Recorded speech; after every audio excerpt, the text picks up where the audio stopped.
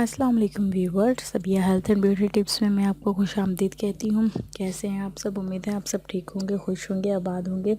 सबसे पहले तो उन लोगों का बहुत बहुत शुक्रिया जिन लोगों ने मेरे चैनल को सब्सक्राइब किया। थैंक यू सो मच, उनका मैं तहे दिल से शुक्रिया अदा करती हूँ। और जिन लोगों ने अब तक मेरे चैनल को सब्सक्राइब नहीं किया तो काइंडली मेरे चैनल को सब्सक्राइब करें और मेरी वीडियोज़ को लाइक करें प्लीज़।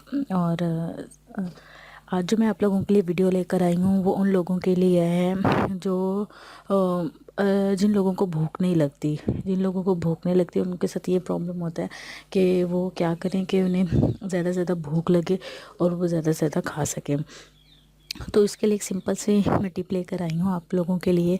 और उन लोगों के लिए तो बहुत बेस्ट है जिन लोगों को अदरक बहुत पसंद है। ठीक है, अदरक जिन लोगों को पसंद है वो तो इसको इजीली कर लेंगे, लेकिन जिन लोगों को अदरक नहीं पसंद तो वो जिस तरह मैं आपको इस टिप में बताऊंगी, इंशाल्लाह आपको उम्मीद है कि अच्छा लगेगा और आप खाने के साथ इजीली खा सकेंगे उसको। अदरक आपने छोटे साइज़ का ले लेना है, उसके छोटे छोटे से टुकड़े कर लेने हैं, बड़े टुकड़े नहीं करने, छोटे छोटे से टुकड़े करने हैं और उस पर नींबू और नमक छिड़क देना है।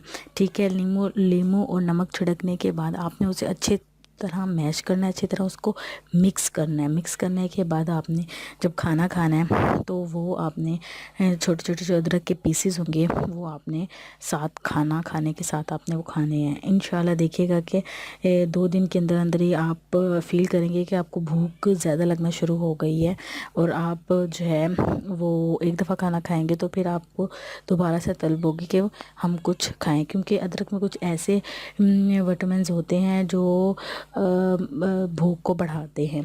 ठीक है, तो आप ज़रूर ये मेरी टिप पे आजमाइएगा, इंशाल्लाह ये बहुत ज़्यादा इफ़ेक्टिव होगी।